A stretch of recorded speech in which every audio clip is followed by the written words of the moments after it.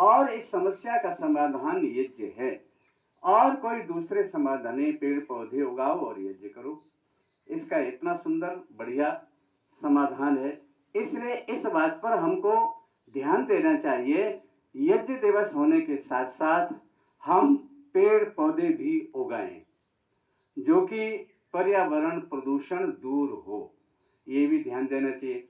कोई पेड़ वैसे ही खड़ा हुआ है, कहीं लावारिस है, उसका कोई वारिस है ही नहीं, आप वहां जाओ, पानी डालो, उसका संवर्धन करो, ये आपका कर्तव्य बनता है ऐसे अवसर पर। क्योंकि जहां वृक्षावलियां होती हैं वहां प्रदूषण नहीं रहता, खत्म हो जाता है। और इस पृथ्वी पर जीवन चलाने के लिए 33% इस पृथ्वी के भूभाग पर वृक्षावलियां होना चाहिए, वृक्ष होना चाहिए। और अब मात्र 12-13 ही परसेंट वृक्ष हैं इस पृथ्वी पर, और वो भी कटते चले जा रहे हैं। हमने देखा कंडला बंदरगाह, जो कि गुजरात में है, वहाँ भी जाना हुआ और यज्ञ भी करना हुआ। तो कंडला बंदरगाह पर बड़े बड़े जहाज आते हैं, पानी के जहाज आते हैं, और लंबी लंबी लकड़ी, मोटी खूब, वो भी उसमें रख करके आती है। तो इतना कहने का मतलब, गांधी धाम जो है लकड़ी की मंडी है, वहां पर लकड़ी उतरती है और फिर देश के अन्य भूभाग पर जाती है। तो वृक्ष बुरी तरह से काटे जा रहे हैं, वृक्षों को उगाया नहीं जा रहा है।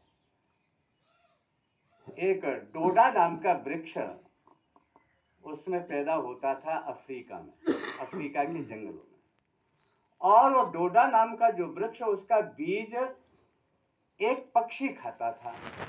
वह पक्षी खाकर के फिर बीट करता था, उसके बीट से जो बीज निकलता था वही उगता था, जैसे पीपल का बीज उगता है।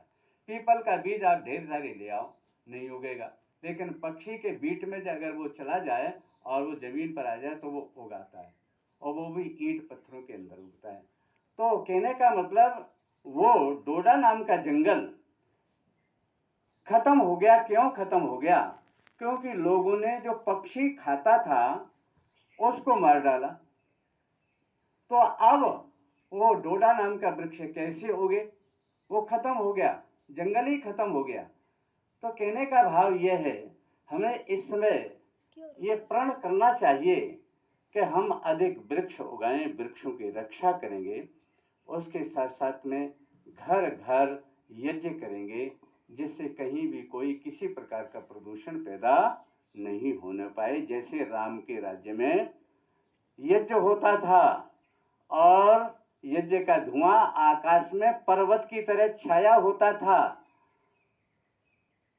जहां इस तरह से यज्ञ होंगे वहां कोई रोग पैदा होने पाएगा, किसी प्रकार का वायरस अपना सिर उठाने पाएगा? नहीं उठाने पाएगा। इसलिए आज कमी यही पाई जा रही है कि हमने यज्ञों की परंपरा को तोड़ दिया और सर्वत्र जो प्रदूषण पैदा कर रहे हैं उसका गलत प्रभाव हमारे शरीर पर ही हो रहा है। हमारे शरीर पर गलत प्रभाव न हो, इसलिए अपने घरों में यज्ञों की परंपरा, दूसरे घरों में यज्ञों की परंपरा लाने का प्रयत्न करें। अब खैर कहने की बात तो यह है कि अपनी प्रशंसा कर रहे हैं, लेकिन मैं कहूँगा